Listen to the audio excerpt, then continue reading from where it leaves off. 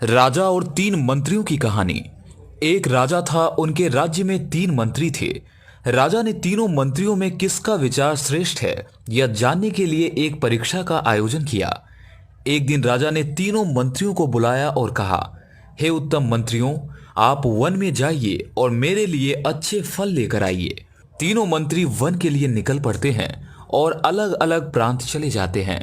पहला मंत्री यह सोचता है कि राजा का आदेश है, मेरे लिए सबसे अधिक महत्वपूर्ण है, इसीलिए मैं उनके लिए उत्तम से अति उत्तम फल चुनता हूं। यह सोचकर पहला मंत्री ने राजा के लिए अच्छे मीठे बिना दाग वाले फल चुन लिए। दूसरा मंत्री सोचता है, राजा ने तो आदेश दे दिया, पर उन्हें तो समय ही नहीं मिलेगा मेरे लाए हुए फल का परीक्षण करने के लिए।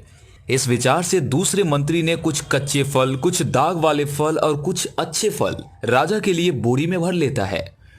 तीसरा मंत्री यह सोचता है, राजा तो अपने कार्य में निमग्न होंगे, अगर राजा पूछेंगे तो मैं अपने फल की बोरी दूर से ही दिखा दूंगा। यह सोचकर तीनों मंत्री ने बिना मेहनत किए नीचे पड़े हुए पत्ते और लकड़ियों को उठाया और अपनी बोरी में भर लिया। जैसे ही तीनों मंत्री राजा के महल में पहुंचे, राजा ने अपने सैनिकों को आदेश दिया कि तीनों मंत्रियों को अपनी अपनी बोरी के साथ बंदी बना दिया जाए और खाने में उन्हें कुछ भी न दिया जाए। यह सुनकर तीनों मंत्री विचलित हो गए, लेकिन पहले मंत्री ने अपने अच्छे कर्म के कारण आराम से अपने चुने हुए अच्छे फलों के साथ समय यापन कर दिया।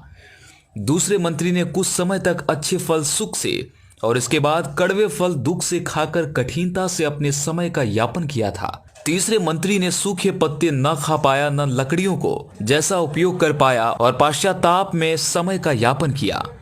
यह छोटी सी कहानी हमें सूचित करती है, किसी भी कार्य को श्रद्धा और निष्कपटता से ही करनी चाहिए।